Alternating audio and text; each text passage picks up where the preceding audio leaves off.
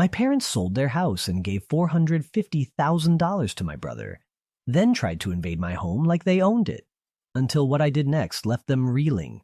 I'm 38, male, and have been married to my wife Kayla for 6 years.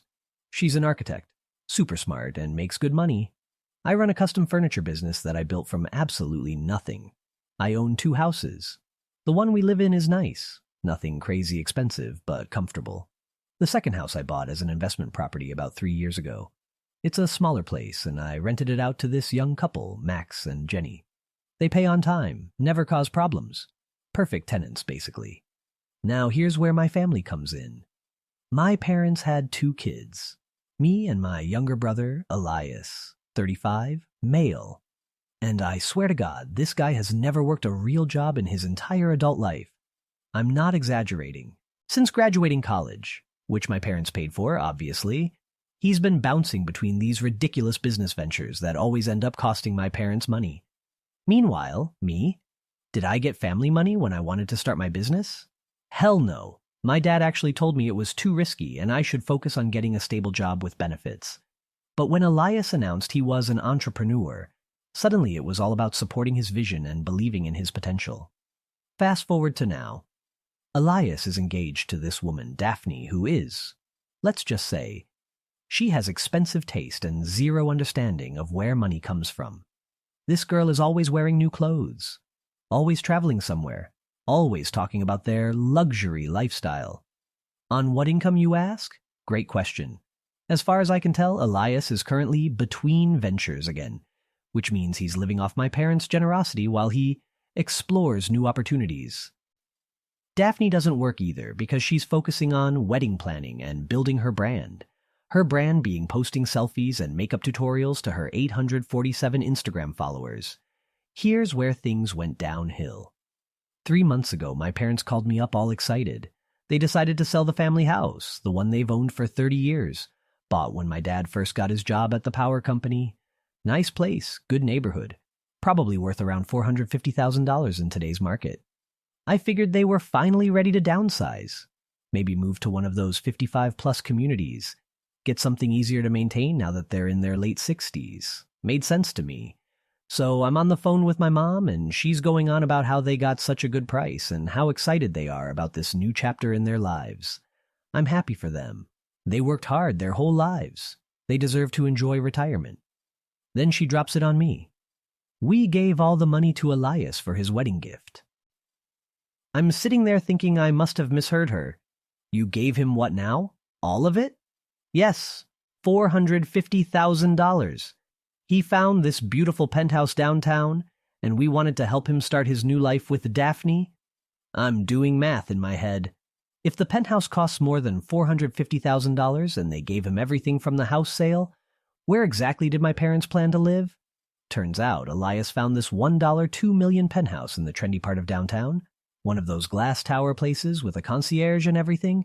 My parents gave him their entire life savings as a down payment, and he was going to finance the rest. On what income? Still a great question that nobody seemed to be asking. What about your retirement? I asked my mom.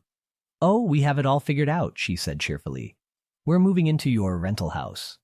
Just like that. Not, would you consider, not, could we talk about it? Not even, do you think that might be possible? Number, just a straight-up announcement that they were taking over my investment property. I asked if they'd discussed this with my tenants. Apparently, that wasn't necessary because I could just tell Max and Jenny to leave. You know, break a legal lease and screw over 2 people who've never done anything wrong because my parents needed somewhere to live after giving away their house money. The entitlement was breathtaking. They'd made this massive financial decision without consulting anyone, given away their security to fund my brother's luxury lifestyle, and then just assumed I'd solve their housing problem by destroying my rental income. When I told them that wasn't happening, my dad's voice got real cold. Real fast. We raised you, Joshua. This is what family does for each other, right? Family. The same family that paid for Elias's college, but not mine. The same family that funded his failed businesses while telling me to be more realistic about my goals. The same family that just handed him $500,000 while expecting me to provide free housing. I told them I'd call them back and hung up the phone. Kayla was standing in the kitchen doorway. She'd heard enough of the conversation to know what was happening. "Please tell me you're not actually considering this," she said. "Not for a second," I replied. But I knew this was just the beginning. My parents don't take no for an answer, especially when they think they're entitled to something. And they clearly thought they were entitled to my rental property. I had no idea how ugly this was about to get. I was at the workshop last Tuesday when my phone started blowing up. Max was calling. I almost didn't answer because I was trying to concentrate on, but something made me pick up. "Joshua, we need help. There are people at our front door claiming they own this house." My stomach dropped immediately. "What do you mean claiming they own it?" "They have suitcases and they're banging on the door, telling us we need to pack up and leave.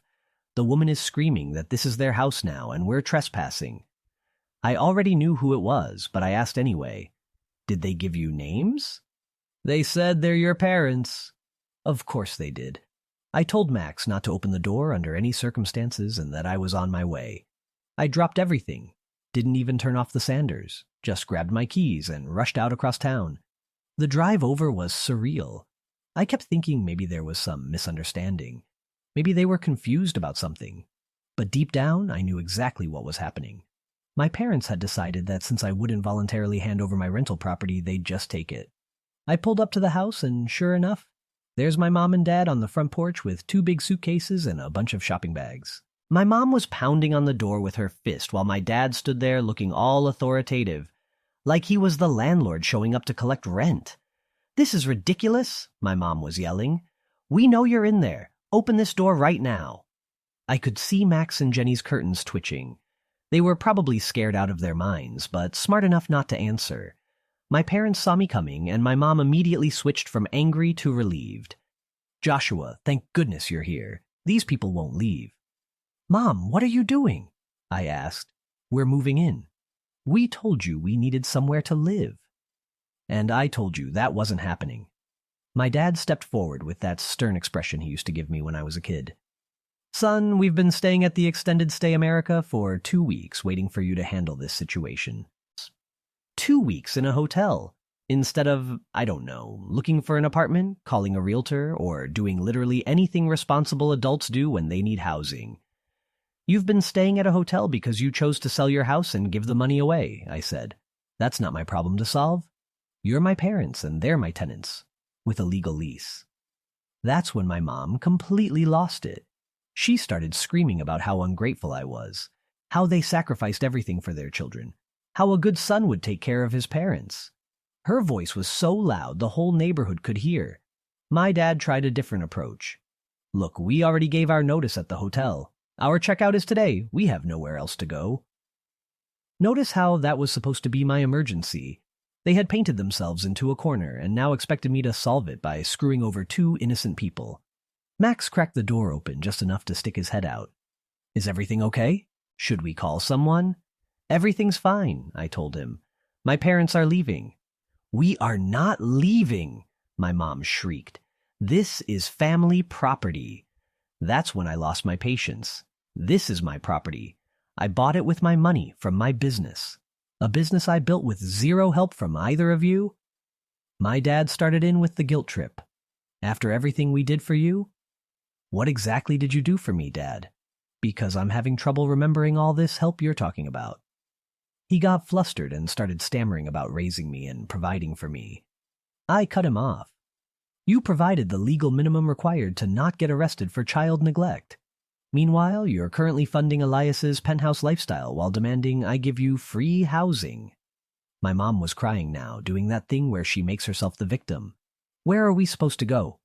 "Literally anywhere that isn't my rental property." The whole thing was insane.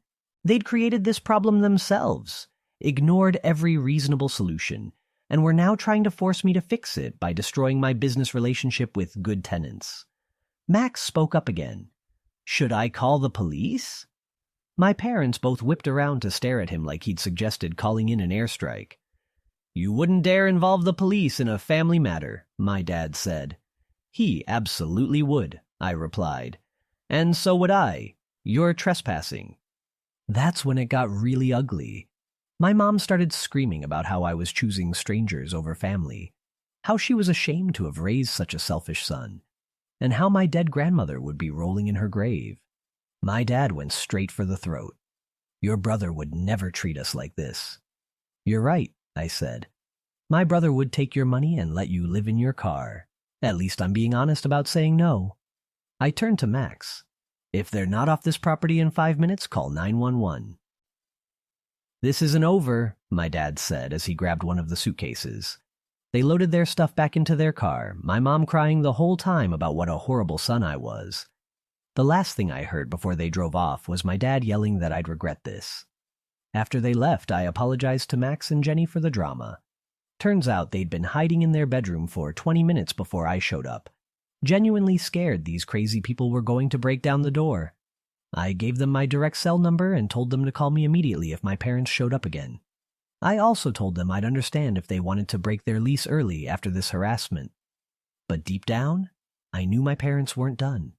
People who think they're entitled to your property don't just give up because you said no once. They escalate. I just didn't realize how far they were willing to go. The next day, my phone started ringing. And I mean constantly. Every hour on the hour, from different numbers, different relatives. All with the same basic message. I'm a terrible son who's abandoning his parents. The first call came from my Aunt Susan at 7 a.m. I was barely awake. The coffee hadn't even finished brewing, and she was already laying into me about family values and respect for elders. Apparently, my parents had called her crying about how their ungrateful son left them homeless. Joshua, how could you do this to them? They're your parents.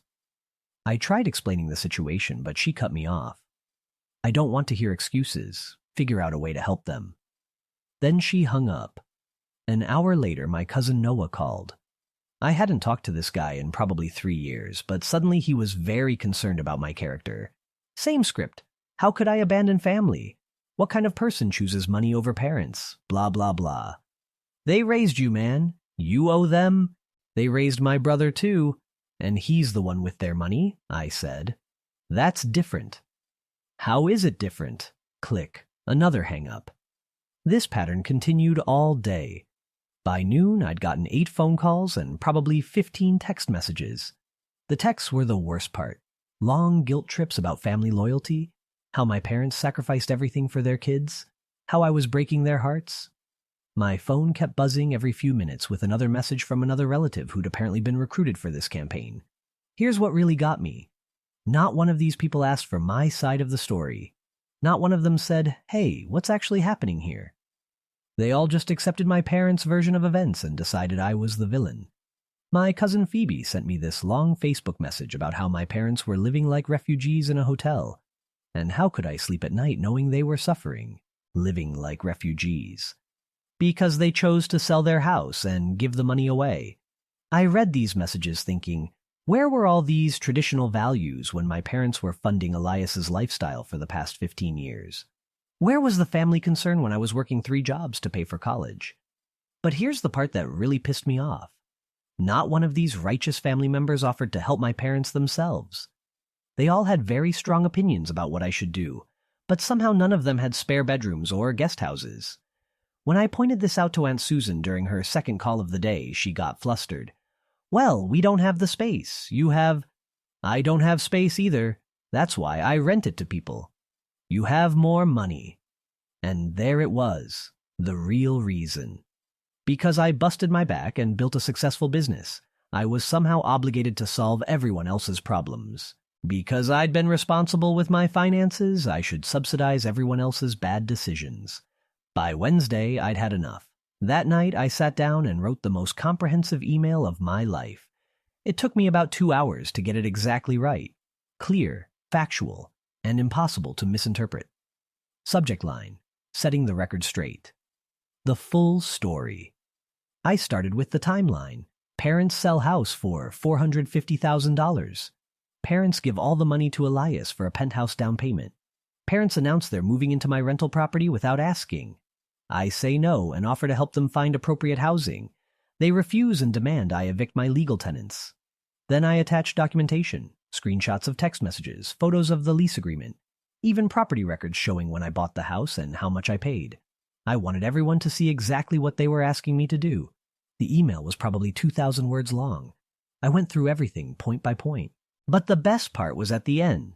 I listed every single person who had called or texted me about family duty and obligation. Then I wrote, "Since everyone is so concerned about my parents' housing situation, I'm sure one of you will be happy to provide them with a place to stay. After all, family helps family, right? Please let me know your move-in date for mom and dad so I can give them your address." I hit send at 11 p.m. on Wednesday night to 30 people. Thursday morning, my phone was silent.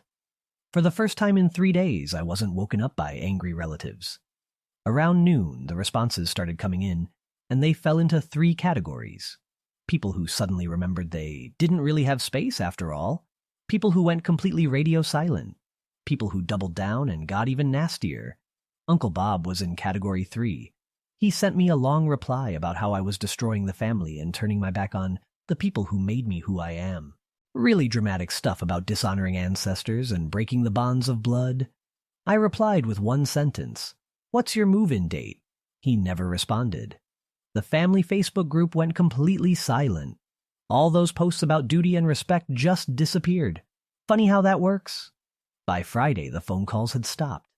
Either people realized they'd been fed a story or they figured out I wasn't backing down. Either way, the harassment campaign ended as quickly as it started. But I wasn't done yet. I had one more call to make. I called Elias directly on Friday afternoon. He picked up on the first ring, like he'd been waiting for it. "Josh, what the hell did you send to everyone?" "The truth. You got a problem with that? You're making the whole family look bad."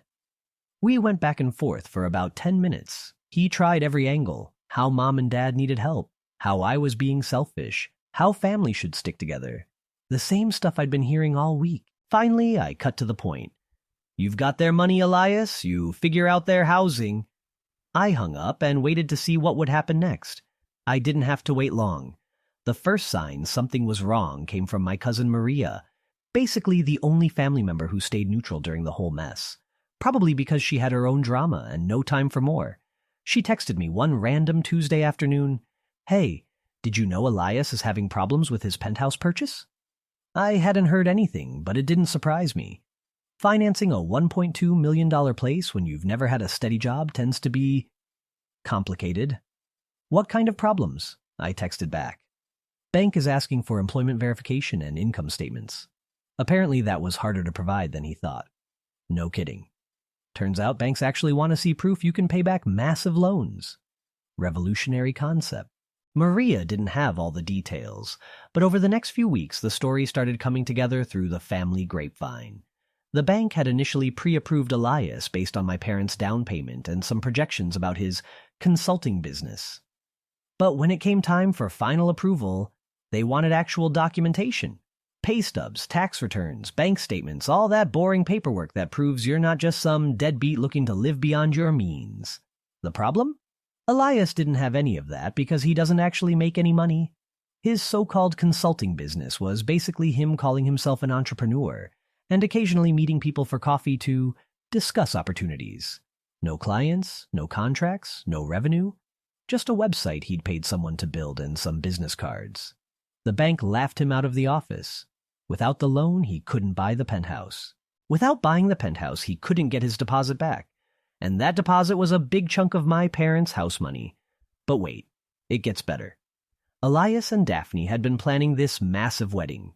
200-plus guests, fancy venue, open bar, the whole production. Because when you're living off your parents' retirement fund, why not go all out, right? The wedding venue wanted final payment. 2 weeks before the ceremony, Elias called my parents asking them to cover it, since they'd already invested so much in his future. My parents had to explain that they'd given him literally everything, and were currently living in a one-bedroom apartment they could barely afford. So Elias started reaching out to family members for loans. And I put that in quotes because we all knew he wasn't planning to pay anyone back. "Hey, I'm just short on the wedding venue payment. Could you help me out? It's just temporary until my business picks up." I even got a text from him. "Josh, I know we've had our differences, but I could really use your help with the venue payment. It's only $15,000. Only $15,000. Like, that's pocket change?" I didn't even reply. Apparently nobody else did either because the venue ended up canceling their booking 3 days before the wedding. They straight up told them the room wasn't available anymore because payment hadn't been received. They ended up having the ceremony in Daphne's backyard. Half the guests didn't show up because of the last-minute venue change, and the other half spent the whole time whispering about what a disaster it was. According to Maria, Daphne cried through most of the reception about how this wasn't how she'd imagined her special day. Meanwhile, the same week as their backyard wedding disaster, I closed on my third property. I'd been looking at this place for months, a small commercial building that needed some work but had great potential. The previous owner was motivated to sell, and I got it for about $40,000 under market value. My plan was to renovate it and either flip it or rent it out for commercial space. I posted a casual photo on Instagram of the keys and paperwork with the caption, "Another project in the works." Sometimes patience pays off. A few family members liked the post. I noticed my parents didn't. But the story wasn't over yet. My parents were about to make one last desperate play.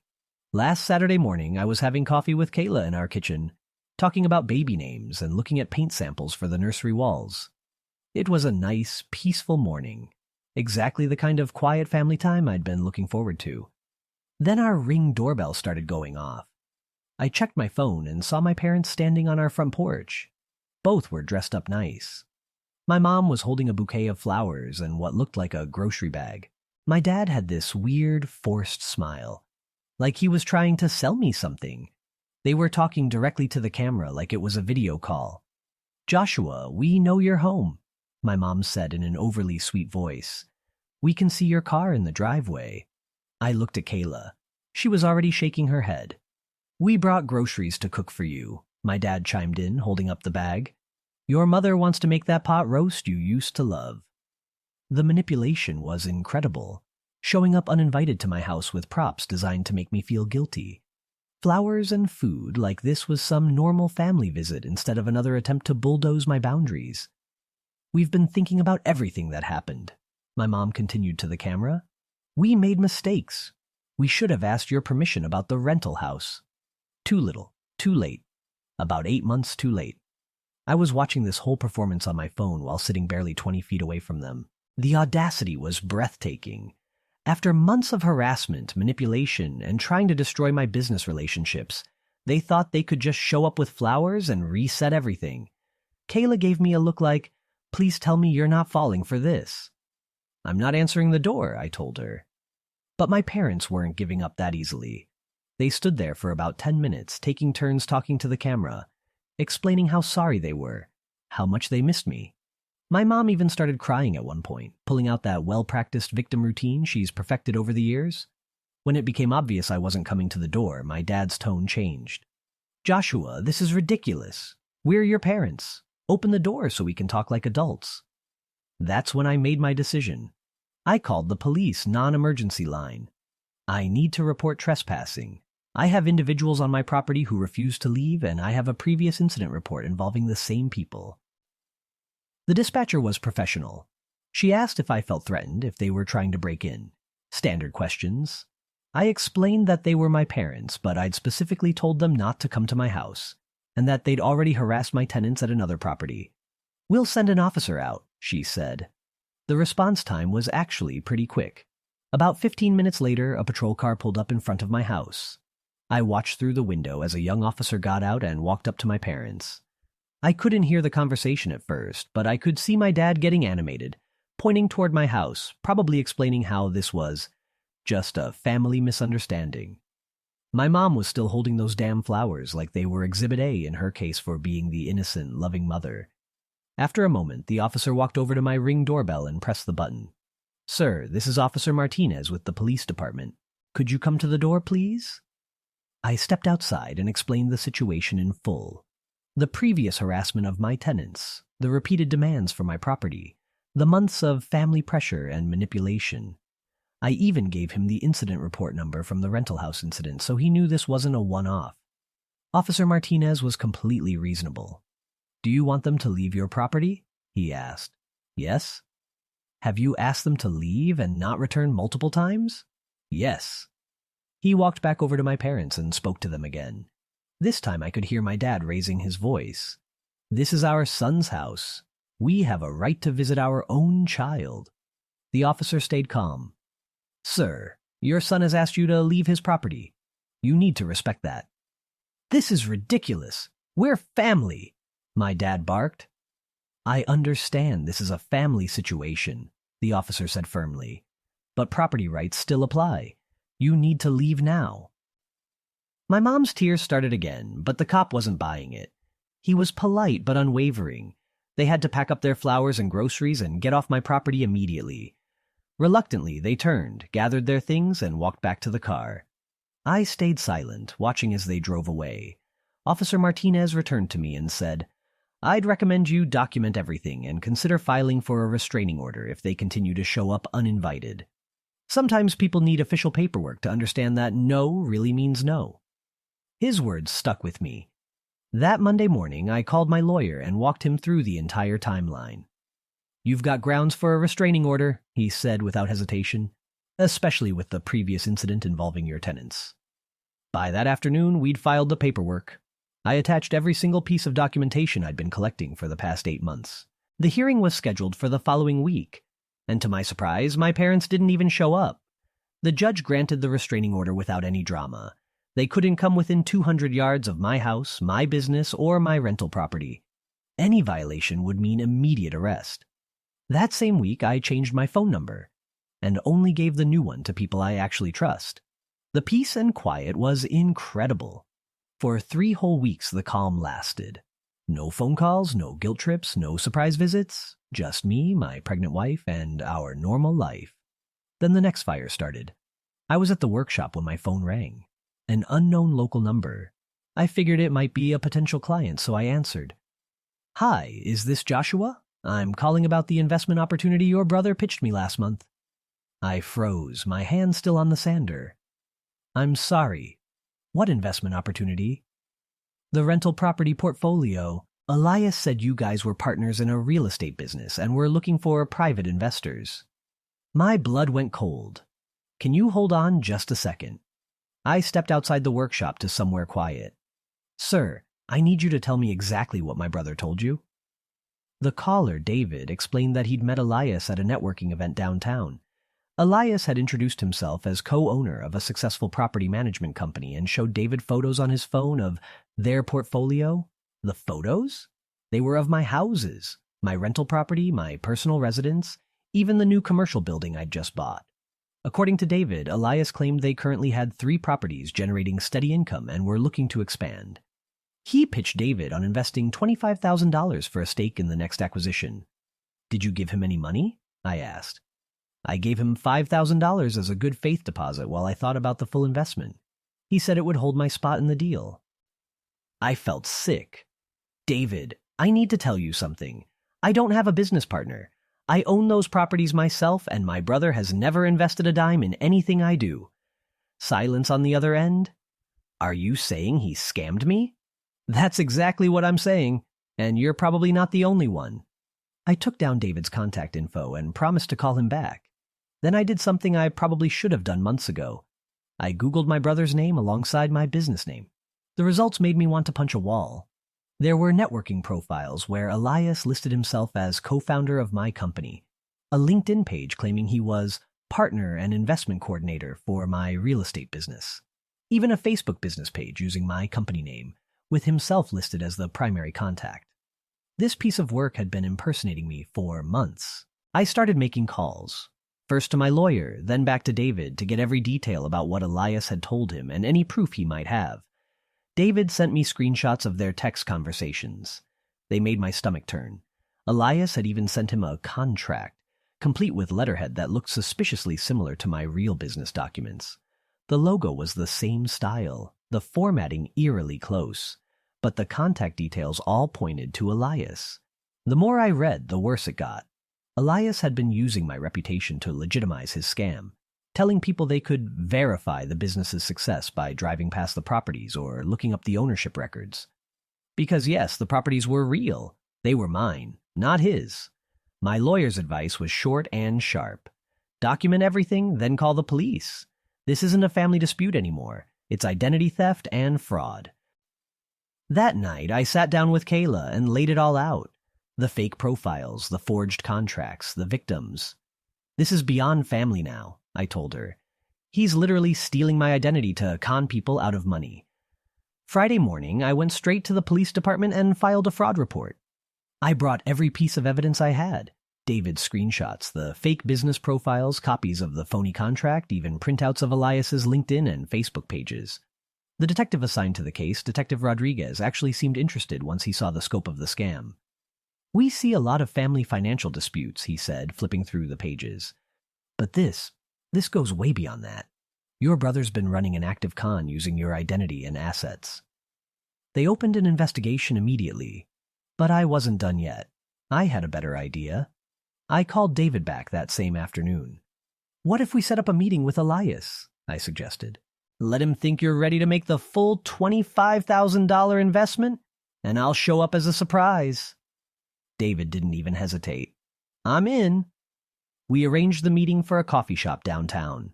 David texted Elias saying he was ready to move forward and wanted to finalize the paperwork. Elias agreed immediately, probably because he was desperate for cash.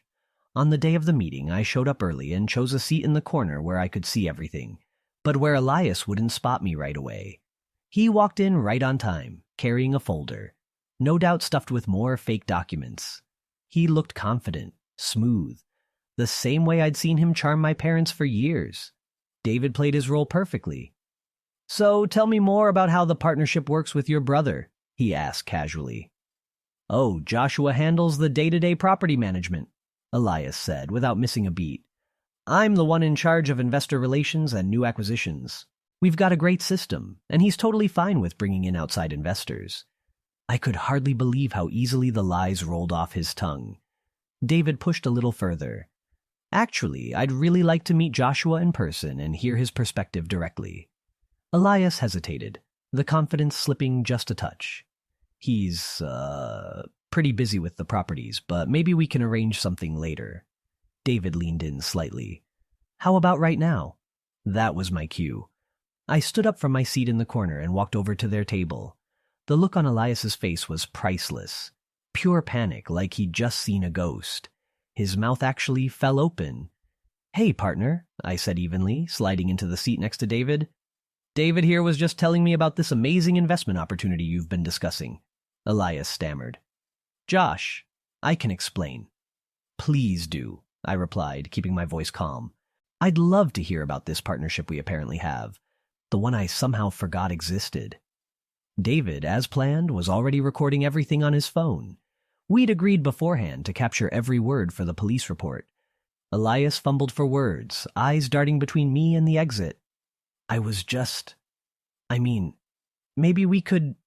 You thought you could steal my identity and defraud people using my properties as collateral? I cut in. Is that what you thought? The coffee shop was quiet, but I could feel the other customers starting to tune in.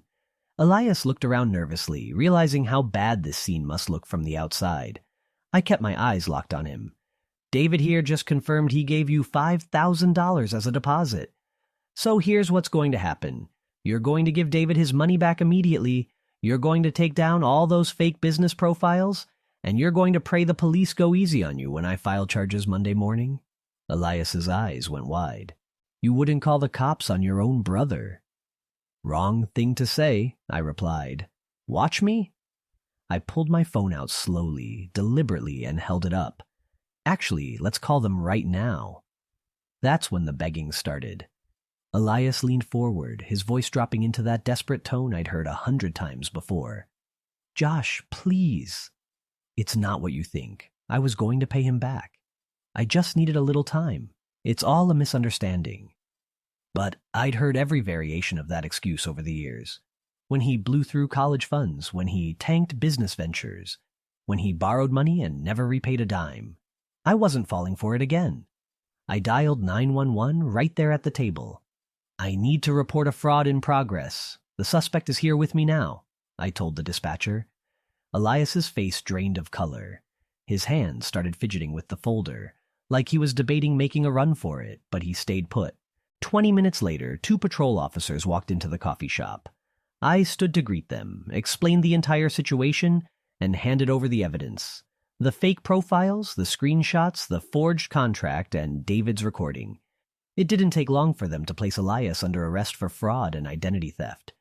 As they walked him out in handcuffs, he twisted back toward me. "Mom and Dad are going to hear about this," he shouted. "Good," I said flatly. "Maybe they'll finally see who you really are." David eventually got his $5,000 back. Turns out Elias still had most of it sitting in his checking account. But that didn't save him from the legal fallout. The investigation uncovered at least 6 other victims he had scammed for smaller amounts. In total, he'd conned people out of nearly $40,000. Faced with the evidence, Elias took a plea deal. He pled guilty to fraud and identity theft, avoiding jail time but landing 2 years of probation and a court order to pay restitution to all his victims. When my parents found out about his arrest, they went nuclear. Not at him, but at me. Somehow, in their eyes, I was the one who had destroyed the family. They ignored the fact that he'd stolen, lied, and used my name to run scams. What mattered to them was that I'd finally stopped enabling him. 6 months later, Elias and Daphne's marriage collapsed. She moved back to her home state, wiped his last name from her social media, and, according to the grapevine, told friends she'd dodged a bullet. Elias ended up in a cramped studio apartment across town, working at a call center. Meanwhile, my life only got better. My business kept growing. Kayla's pregnancy was smooth, and our home was peaceful for the first time in years. No more unexpected calls, no surprise visits, no relatives trying to guilt me into fixing problems I didn't cause. Sometimes you have to make a choice. Keep the peace or keep your sanity. I chose sanity. And honestly, I've never been happier.